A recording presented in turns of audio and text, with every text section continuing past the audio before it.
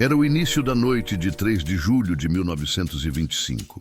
A cidade de Flores, encravada no sertão pernambucano, parecia prender a respiração. Vocês sabem como é o anoitecer na Caatinga? O sol mergulha no horizonte tingindo o céu de sangue coalhado. E o silêncio que vem depois não é de paz, é de espera. Na delegacia da cidade, o ar estava pesado, parado, como se uma tempestade estivesse se armando sem nuvem alguma no céu. O delegado Vitoriano Chagas andava de um lado para o outro, as botas batendo no assoalho de madeira, o suor frio escorrendo por baixo do colarinho engomado. A notícia tinha chegado trazida pelo vento, ou melhor, pelas bocas apavoradas de alguns roceiros que entraram na cidade com os olhos arregalados, benzendo-se a cada légua. "Ele está perto, doutor, perto demais", dizia um caboclo com o chapéu na mão, amassando a aba de tanto nervoso. A informação era precisa, cirúrgica, daquelas que fazem o estômago de qualquer homem da lei dar um nó cego. O bando de Lampião, o rei do cangaço, a própria encarnação do terror para uns e da justiça para outros, estava em trânsito ali nas barbas da cidade. Tinham passado no sítio Melancia. Pior, outros juravam, de pé junto, que na véspera a cabroeira tinha acampado na Serra dos Catitus. Meus amigos, entendam uma coisa. Em 1925, Lampião não era apenas um bandido fugindo da polícia. Ele era uma assombração. Onde ele pisava, a terra tremia. Saber que Virgulino Ferreira e seus cangaceiros estavam acampados a poucos quilômetros não era apenas uma notícia ruim. Era um prenúncio de catástrofe. Era como saber que a onça estava bebendo água no seu pote de barro. O delegado Chagas parou na janela, olhando a escuridão que engolia as casas simples de Flores. O efetivo policial que ele tinha ali, ridículo. Meia dúzia de gatos pingados, soldados mal armados, corajosos talvez, mas insuficientes para arrostar, como se dizia na época, a fúria de um bando que conhecia cada espinho daquela vegetação. Se Lampião decidisse entrar na cidade naquela noite, Flores seria saqueada, mulheres seriam desonradas e o comércio viraria cinzas. A probabilidade era imensa. A prudência, aquela conselheira velha e sábia que sopra no ouvido de quem quer viver muito, sussurrou forte para o delegado: "Não desconsidere a hipótese, peça ajuda." A noite passou arrastada. Cada estalo de madeira na delegacia parecia um tiro. O delegado dormiu com um olho aberto e a mão perto do revólver. Mas o ataque não veio na calada da noite. O dia 4 de julho amanheceu com aquele sol branco e impiedoso do sertão. Assim que a agência do telégrafo abriu, Chagas estava lá. Não havia tempo para cartas, nem para portadores a cavalo. A urgência pedia a eletricidade. O manipulador do telégrafo batia as teclas e o pedido de socorro corria pelos fios de cobre, cortando a Caatinga mais rápido que qualquer cavalo, atravessando a fronteira de Pernambuco até chegar a Paraíba. O destino, a estação da cidade de Princesa. Princesa não era uma cidade qualquer. Era o feudo do coronel José Pereira, um homem que mandava na política e na polícia da região com mão de ferro. Quando a fita de papel cuspiu a mensagem de socorro de Flores, a engrenagem de guerra começou a girar. O coronel José Pereira leu a mensagem. Lampião estava cercando a vizinha Flores. Imediatamente, ele acionou as forças volantes que estavam acantonadas, ou seja, alojadas, preparadas na cidade. E aqui, meus amigos, entram em cena os homens que vão conduzir nossa história para o banho de sangue. 2 nomes para vocês guardarem: Sargento Cícero de Oliveira e Sargento José Guedes. Esses não eram soldados de parada militar, de farda engomada para dia de festa. Eram macacos velhos, caçadores de gente. Sargento Cícero, em especial, tinha um brilho diferente no olhar quando se falava em cangaceiro. Havia ódio ali, um ódio pessoal, antigo, que vamos entender mais tarde. A ordem foi dada: equipar e marchar. A cidade de Princesa viu a movimentação frenética. O tilintar das fivelas, o cheiro de óleo de limpar arma, o abastecimento dos bornais com munição. Os soldados paraibanos, famosos pela dureza e pela crueldade, no combate ao cangaço, montaram suas tralhas. Não havia medo nos olhos deles, havia ansiedade. A caça estava levantada. As tropas de Guedes e Oliveira saíram de Princesa rasgando a estrada, levantando poeira rumo a Flores. A marcha foi forçada. O sol já estava alto quando as botas das volantes paraibanas pisaram no solo pernambucano da cidade ameaçada. Ao chegarem em Flores, o delegado Chagas respirou aliviado, mas a situação tática mudou rápido. Ali encontraram outro oficial de peso, o capitão João Caetano, chefe de uma volante pernambucana que já estava na área. O encontro desses oficiais não foi para tomar café e contar prosa. Foi um conselho de guerra rápido ali mesmo, no meio da rua, sob o olhar curioso e amedrontado da população. "O bando não está mais na Serra dos Catitos", informou o capitão Caetano com a voz rouca de poeira. "Tivemos notícia fresca. Na noite passada, foram vistos na área da localidade do Tenório. Não estão longe. Tenório." O nome ecoou. Era uma região de difícil acesso, cheia de esconderijos, mas próxima o suficiente para um ataque surpresa. Os oficiais se entreolharam. O sargento Cícero de Oliveira e o sargento José Guedes nem cogitaram tirar as botas ou descansar da viagem desde Princesa. O sangue estava quente, a informação era quente. Se descansassem, o bando sumiria na imensidão cinza da Caatinga como fumaça. "Nós vamos agora", deve ter dito Guedes, checando a culatra do seu fuzil. "Vamos bater Lampião e seu grupo antes que o sol se ponha." E assim, com o sol a pino, aquele sol de meio-dia que faz a sombra da gente ficar pequena e escura debaixo dos pés, as tropas deixaram a cidade de Flores. Não iam esperar a frescura da tarde. Iam marchar tarde adentro, entrando no coração do território inimigo. À frente da tropa ia uma figura essencial para o que viria a seguir. O experiente rastejador Belarmino Moraes, o Belo. Ele não olhava para o horizonte. Ele olhava para o chão. Ele lia a terra seca como nós lemos um livro. Cada galho quebrado, cada pedra revirada, era uma letra na sentença de morte que eles pretendiam escrever. Eles avançavam decididos, mas mal sabiam que o destino lhes reservava um encontro no sítio Saco do Romão, que mudaria a dinâmica daquela perseguição. Um encontro com um homem que não queria dinheiro, queria vingança, mas isso, meus amigos, é assunto para quando a gente virar a curva da estrada. Imaginem a cena.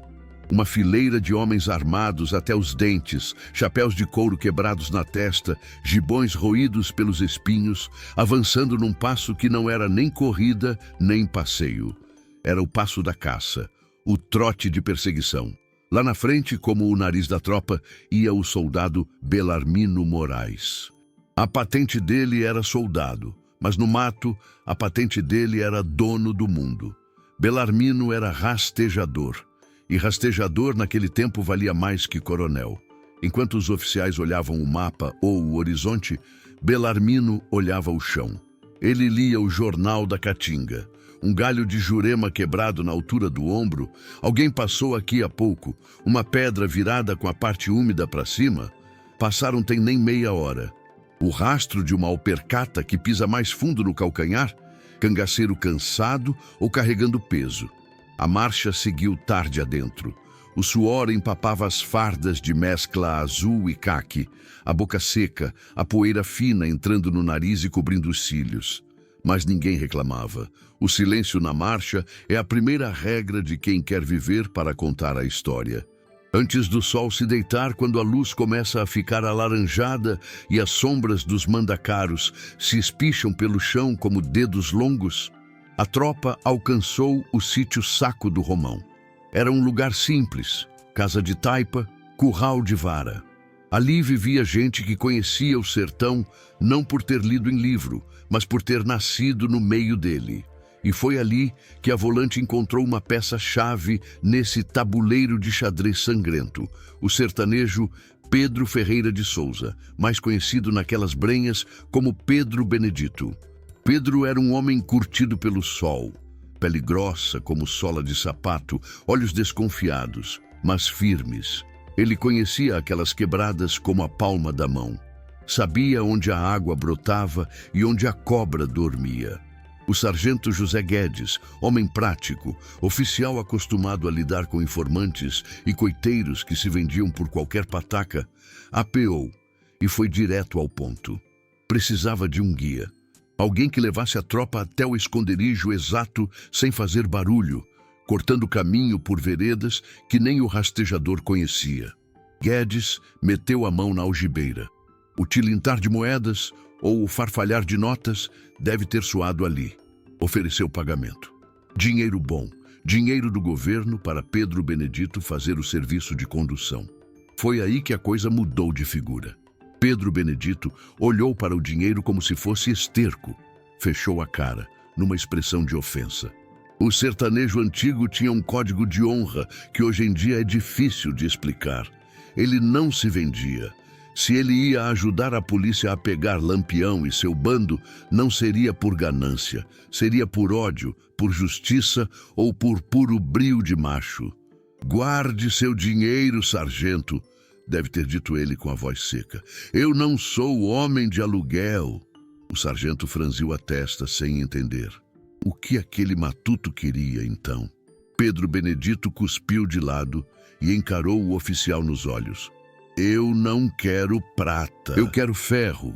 Me arranje um rifle e um bornal cheio de bala. Se é para ir até lá, eu vou para brigar, não para passear.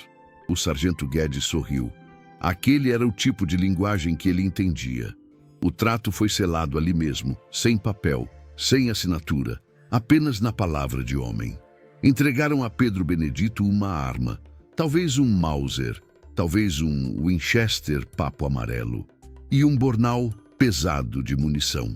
O paisano agora era soldado por vocação. A volante prosseguiu, agora guiada por Pedro. Andaram por mais cerca de meia hora. A noite caiu de vez. A escuridão no sertão, quando não tem lua cheia, é um breu que você não enxerga a ponta do nariz. O mundo vira apenas som e cheiro. O cheiro de fumaça de lenha avisou que estavam perto. Depois, o contorno escuro de uma construção se desenhou contra o céu estrelado. Era a casa velha de José Joino de Góis, um sitiante na localidade baixa do Juá, bem próxima ao Tenório. O coração da tropa batia na garganta. Eles pararam. O silêncio era absoluto, quebrado apenas pelo canto triste de um curiango ou o cricrilar dos grilos. Lá dentro daquela casa, ou espalhados no terreiro, estava o bando de Lampião. Homens que dormiam com o dedo no gatilho. Virgulino, seus irmãos Antônio e Livino e a nata do cangaço. Estavam cercando a onça na toca. O sargento Guedes fez sinais com a mão, invisíveis no escuro, mas compreendidos pelo treinamento e instinto. Começava ali o circo, o cerco policial. Guedes, com sua frieza, assumiu a responsabilidade de tomar a frente da casa. Iria encarar a porta principal. Para os flancos e a retaguarda, os fundos, por onde os ratos costumam fugir quando o navio afunda, foram destacados o sargento Oliveira, aquele que tinha contas a acertar, e o cabo João Freire. O assédio foi feito com a leveza de fantasmas. Botas pisando macio, corpos se arrastando entre as macambiras, respiração contida. A intenção era clara e mortal: formar um triângulo de fogo, deixar os cangaceiros no meio de pelo menos 3 linhas de tiro cruzado. Se o plano funcionasse, não sobraria ninguém para contar história na manhã seguinte. Eles progrediam lentamente, metro a metro. O cheiro dos cangaceiros, mistura de perfume barato, suor, fumo de rolo e pólvora, já podia ser sentido pelos policiais mais próximos. Estavam a poucos passos de fechar a ratoeira. A tensão era tanta que o ar parecia elétrico. Um oficial engatilhando a arma cedo demais poderia pôr tudo a perder. Mas eles eram profissionais. Estava tudo correndo perfeito. Perfeito até demais. Mas, meu amigo, o destino é zombeteiro. E no sertão, quem vigia a casa não é só o homem, é o bicho. Enquanto os soldados se posicionavam para o massacre, no silêncio daquela noite preta, o faro apurado de um animal sentiu o cheiro estranho de gente que não era dali. O cheiro da lei, o cheiro da morte. Um cachorro fiel ao seu dono e ao seu território levantou as orelhas. E foi aí que a sorte virou as costas para a surpresa. Aquele vira-lata não latiu de brincadeira. Ele avançou, espumando, em direção à sombra onde os policiais se escondiam. O aviso foi dado. Dentro da casa velha de José Joino, a reação foi elétrica. Cangaceiro não acorda coçando o olho, cangaceiro acorda atirando. Quase no mesmo instante em que o cão disparou o alerta, as janelas e portas da casa vomitaram fogo. Uma violenta descarga de tiros rasgou a escuridão. O clarão das bocas dos fuzis iluminava o breu como relâmpagos numa tempestade seca. O que era silêncio virou inferno. Os paraibanos e pernambucanos, pegos no contrapé da surpresa, se jogaram no chão, buscando a proteção das pedras, dos troncos, de qualquer buraco naquela terra dura. O cerco estava montado, mas o elemento surpresa tinha virado fumaça. Começou então aquela confusão típica das brigas de sertão. Não era só bala que voava. Eram gritos, eram pragas. "Pega, macaco desgraçado!" gritava um de dentro da casa. "Sai da toca, bando de corno!" respondia um soldado, engatilhando o fuzil com raiva. O tiroteio no escuro é uma coisa medonha. Você atira no clarão do inimigo. Você vê o fogo saindo da janela e manda chumbo para lá. O cheiro de cordite queimada impregnou o ar em segundos, ardendo no nariz e na garganta. Mas, no meio daquele caos, um homem se destacava, não pela técnica, mas pela loucura. O sargento Cícero de Oliveira. Lembra que eu falei que ele tinha contas a acertar? Pois bem, o sangue subiu à cabeça de Cícero de um jeito que a prudência não conseguiu segurar. Ele trazia no peito a dor da morte de um irmão, assassinado no combate do Serrote Preto. Aquela dor virou ódio puro. Enquanto os outros soldados, experientes, procuravam abrigo e atiravam com cautela, Cícero parecia possuído. Ele beirava a insanidade. "Aparece, Virgulino! Aparece que hoje eu te levo pro inferno!" Ele berrava, a voz rouca sobrepondo o estapafúrdio dos tiros. Cícero se expunha em demasia. Ele se levantava, gesticulava, xingava a mãe, a avó e toda a geração dos cangaceiros. Ele queria humilhar, queria provocar, queria que eles saíssem para a briga de faca, se fosse preciso. Ele atirava freneticamente contra as paredes de taipa da casa, fazendo o barro voar. A bravura é prima da estupidez, dizem os antigos. E na guerra, quem muito aparece vira alvo. Os cangaceiros que, apesar da surpresa, reagiram com aquela galhardia bandida que lhes era peculiar, perceberam a afoiteza do sargento. Do meio da escuridão, de dentro daquele covil cercado de fumaça, alguém mirou com calma. Não demorou muito. No meio de um grito de desafio, o som de um tiro diferente cortou o ar. Um balaço de arma longa, pesado, definitivo. O projétil encontrou o alvo com uma precisão cirúrgica. Pegou Cícero de Oliveira bem no meio da testa. O sargento tombou para trás como um saco de farinha solto do lombo de um burro. O ferimento era grave, uma sangria abundante que lavou o rosto do homem de vermelho num instante. O grito de ódio cessou, substituído pelo som abafado do corpo batendo no chão seco. O comando sentiu o golpe. Ver um oficial cair assim de supetão abala a moral da tropa. O sargento caiu! O sargento caiu! O aviso correu pela linha de tiro. Os soldados mais próximos, arrastando-se sob a chuva de balas que vinha da casa, conseguiram puxar Cícero. Ele ainda respirava, mas a vida se esvaía rápido por aquele buraco na testa. Precisava ser levado às pressas para Flores. Ali, no meio do combate, ele já era carta fora do baralho. Faleceria horas mais tarde, sem ver sua vingança cumprida. A polícia, vendo seu comandante derrubado e sangrando, deu aquela refugada natural. O ímpeto do ataque diminuiu por uns instantes. Os tiros da volante ficaram mais esparsos, e foi aí que os cangaceiros, percebendo a hesitação do inimigo, cresceram na briga. Começaram a fazer mangação. "Corre, macacada! Já cansaram?" gritavam rindo alto. "Venham buscar o presunto!" As vozes vinham de dentro da casa, zombeteiras, cruéis. Distinguia-se bem a voz de um em especial. Uma voz estridente, cheia de veneno. Era Livino Ferreira, o irmão de Lampião, o cangaceiro conhecido como Vassoura.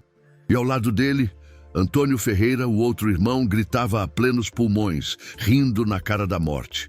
Eu bem que estava sentindo o cheiro de macaco. Tava bom de nós pegar uns para criar. Parecia que o bando tinha ganhado a noite. A escuridão protegia eles, o sargento estava moribundo e a polícia recuava. Mas o destino, meu amigo, o destino é traiçoeiro. Seguiu-se um breve momento de silêncio relativo. Aquele respiro que a batalha dá antes de mudar de lado. Lá fora, deitado no chão, com o rosto sujo de terra e o fuzil firme no ombro, estava o soldado Belarmino Moraes, o rastejador Belo Moraes. Ele não tinha recuado, ele não estava gritando, ele estava ouvindo. Belo Moraes não precisava de luz para enxergar. Ele mirou na direção da voz, na direção da mangação. O dedo pousou no gatilho, suave, sem tremer. Livino ia gritar mais alguma obscenidade. Abriu a boca para zombar mais uma vez, mas a frase foi cortada pela metade. Livino Ferreira, o temido Vassoura, sentiu o impacto como um coice de mula no peito. A bala não pediu licença. Entrou rasgando o tórax, da esquerda para a direita, passando um pouco abaixo da axila. Foi um tiro medonho, daqueles que varam o corpo e levam a força do homem embora num sopro. O cangaceiro, que um segundo antes ria da morte, dobrou os joelhos. O sangue jorrou quente, ensopando a roupa de brim. A lesão era gravíssima. Ali, no meio da fumaça e da poeira, a valentia deu lugar à urgência da sobrevivência. "Me acertaram!" deve ter gemido ele, a voz agora fraca, borbulhante. Dentro da casa, o clima de festa macabra virou desespero tático. Lampião, vendo o irmão cair, sabia que a brincadeira tinha acabado. Livino sangrava em abundância. Se ficassem ali, cercados, ele morreria sem socorro. O rei do cangaço precisava tomar uma decisão, e rápido. A praça de guerra tinha virado um açougue. Fogo neles! Cubram a saída!" ordenou Virgulino. Para tirar Livino dali, os cangaceiros precisavam abrir um corredor na marra. Intensificaram a fuzilaria contra a força policial. Era bala para todo lado, uma chuva de chumbo para fazer os macacos baixarem a cabeça. A estratégia funcionou. Enquanto parte do bando descarregava suas armas, criando uma cortina de fogo e barulho, outros pegaram Livino pelos braços e pernas. Uma linha de fuga foi aberta pela retaguarda, aquela saída que a polícia tentou fechar, mas que na confusão do sargento ferido acabou ficando frouxa. Os cangaceiros que estavam na casa abandonaram a posição como sombras deslizando na noite. Os que protegiam os flancos fizeram o mesmo, retraindo-se gradativamente, atirando e recuando, atirando e recuando. A manobra foi tão bem feita, tão silenciosa nos passos, apesar do barulho dos tiros, que nenhum membro da tropa volante percebeu a debandada real. Acharam que era apenas mais troca de tiros. Já longe do cerco, no mato seguro, Lampião parou. O irmão gemia de dor. O sangue não parava. Ali, sob a luz das estrelas, ele dividiu o bando. "Metade fica aqui", disse ele, duro. "Façam barulho. Segurem eles. Não deixem que venham no meu rastro." Lampião pegou os homens de maior confiança e carregou o irmão ferido. O restante ficaria ali, servindo de barreira, de isca viva, para que o chefe pudesse salvar o irmão. Meu amigo, a situação tá preta pro lado dos Ferreira e a Volante tá com sangue nos olhos. Antes de eu te contar como essa noite traiçoeira terminou e a armadilha que esperava os policiais na madrugada, eu preciso te pedir um favor. História de cangaço é que nem fogueira, precisa de lenha para continuar queimando.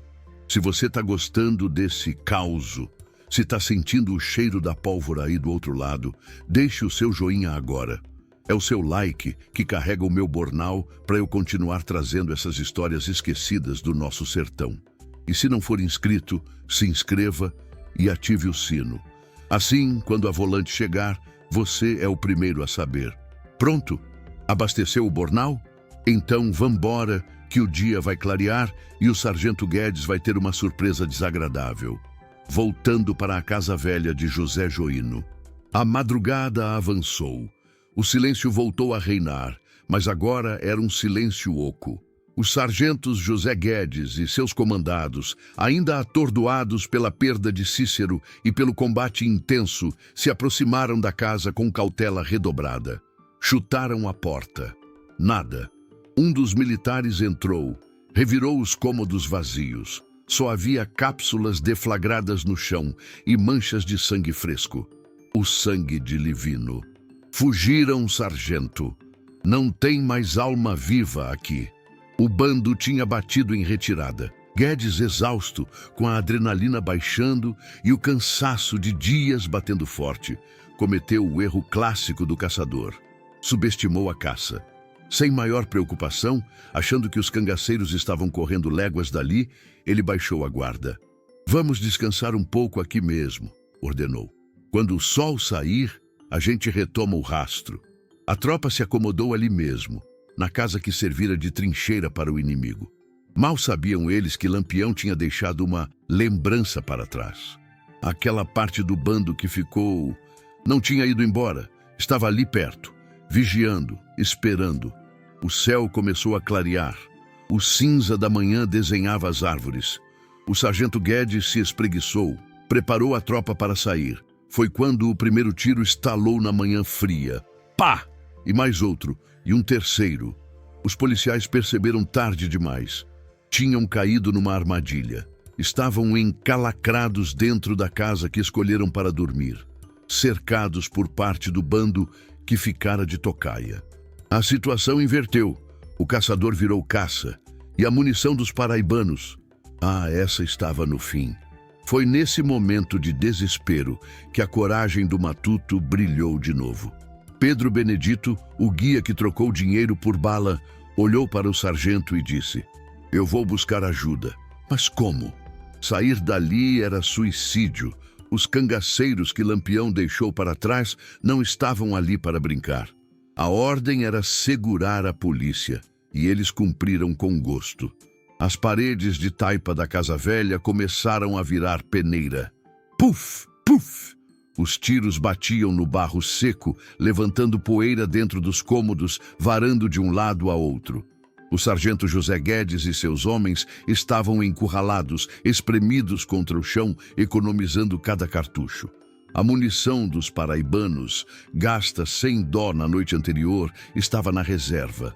A cada tiro que os cangaceiros davam, a polícia respondia com silêncio ou com um disparo magro, calculado. O desespero tem cheiro, e ali cheirava a suor frio. "Estamos secos, sargento!" gritou um soldado com o bornal vazio na mão.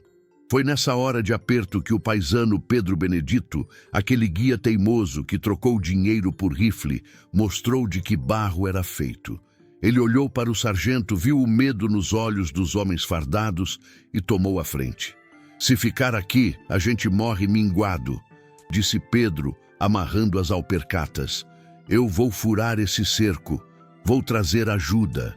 O sargento consentiu com um aceno de cabeça, talvez pensando que nunca mais veria aquele sertanejo vivo.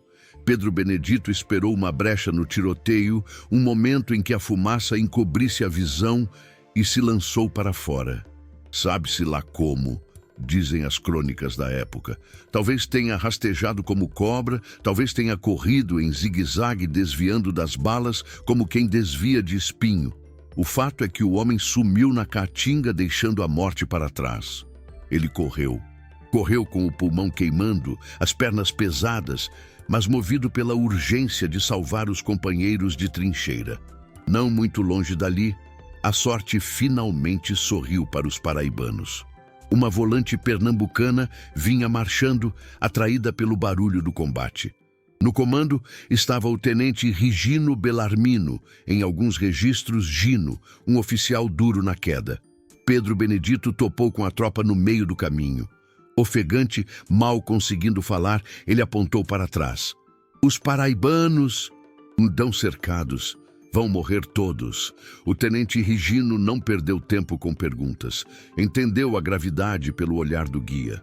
Apressar o passo, vamos chegar atirando. A volante pernambucana avançou num galope de infantaria. Quando chegaram perto da casa sitiada, a situação era crítica. As paredes já estavam arrombadas pelos tiros, quase desabando sobre as cabeças de Guedes e seus homens. Pelo menos um soldado da tropa sitiada já gemia no chão, ferido com gravidade. Era questão de minutos para os cangaceiros invadirem e passarem todos na faca. Mas aí o reforço chegou. E chegou pesado. O som de dezenas de fuzis novos entrando na peleja mudou a música da batalha. Os cangaceiros, que se achavam donos da situação, de repente se viram atacados pela retaguarda. "É volante nova! Recuar!" gritou um dos bandidos. Não havia mais vantagem para eles. A missão de atrasar a polícia tinha sido cumprida e agora, com a chegada de Rigino, ficar ali era suicídio. Os cangaceiros recuaram, fugindo para o mato denso, aproveitando a confusão para desaparecer como fumaça. O massacre foi evitado por um fio de cabelo. Guedes e seus homens saíram da casa, cobertos de poeira e caliça, abraçando os pernambucanos como irmãos. Mas não houve festa. O sangue ainda estava quente. O tenente Rigino, ciente de que o bando principal de Lampião carregava um ferido, Livino, sabia que eles estariam lentos. "Não vamos dar trégua. Eles estão feridos e cansados. Vamos no rastro agora!" Parte da tropa recém-chegada, fresca e municiada, caiu imediatamente no encalço dos fugitivos. Nas horas seguintes, a perseguição virou uma caçada implacável. E foi nessa nova investida entre Pedras e Xique-Xique que o próprio rei do cangaço sentiria na pele e no olho o peso da mão da justiça. O destino de Lampião estava prestes a ser marcado para sempre. As horas seguintes foram de escaramuças, aquele pega pra capar, onde ninguém vê ninguém direito, só se vê o clarão e se ouve o zumbido da morte. Um dos soldados da volante, Davi Gomes Jurubeba, contaria depois como foi esse encontro fatídico. A tropa avançava farejando o rastro de sangue deixado por Livino, quando chegaram perto de umas pedras grandes, um lugar perfeito para uma tocaia. Lampião, mesmo carregando o peso da preocupação com o irmão, não perdeu a petulância. Ele estava escondido atrás de uma moita de xique-xique, aquele cacto espinhento que cobre o chão do sertão, e começou a provocar a polícia. "Vem, cambada de sarnento, a bala tá guardada!" gritava ele, rindo, usando aquelas maltraquistas de sempre.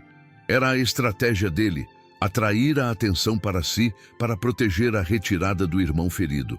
Mas o soldado Jurubeba não caiu na conversa. Guiado pela voz do cangaceiro, ele levantou o fuzil e não mirou no homem, mirou no som. Pá! A bala não pegou na carne de Lampião, mas fez um estrago pior. Ela atravessou a touceira de Xique-Xique e estourou numas pedras ou pés de palma que serviam de escudo. O impacto fez voar espinho, lasca de pedra e pedaço de cacto para todo lado, como um estilhaço de granada. Um desses estilhaços, ou quem sabe um espinho graúdo arremessado pela explosão da bala, atingiu em cheio o olho direito de Virgulino. O rei urrou. A dor deve ter sido algo que cega o juízo. Ali, naquele momento, começava a nascer a lenda do Lampião Caolho. O olho, que já tinha um defeito antigo, o leucoma, agora estava perdido de vez. Mas cangaceiro não tem tempo para chorar ferida. Sangrando pelo olho, Lampião ordenou o recuo. A situação do bando era crítica. O chefe ferido na vista e o irmão Livino com as tripas furadas. A fuga virou um calvário. Em surdina, sem fazer barulho, colocaram Livino numa rede improvisada, feita com um cobertor e as pontas amarradas num pau, carregada nos ombros dos cabras mais fortes. A marcha era lenta, dolorosa. O sol castigava. Eles levavam também um morto, um tal de Antônio Romeiro, que foi enterrado às pressas em Areias de Santana. Cortaram a cabeça do defunto e a levaram para enterrar longe, só para a polícia não ter o gosto de identificar quem morreu. Astúcia macabra, meu amigo. Enquanto um grupo pequeno despistava a polícia atirando para o ar em outra direção, Lampião levou Livino para um esconderijo seguro, um lugar onde a lei não chegava. Chegaram à casa de uma senhora da família Teles Caetano. Foi ali, longe dos olhos do mundo, que Lampião virou médico. O amor de irmão falou mais alto que a patente de capitão. Virgulino, com o olho enfaixado e latejando, sentou-se ao lado da rede de Livino. Ele era perito em curativos de mato, mas aquilo era ferimento de guerra. Lampião pegou cascas de quixabeira, árvore santa para cicatrizar, e ferveu no fogo de lenha.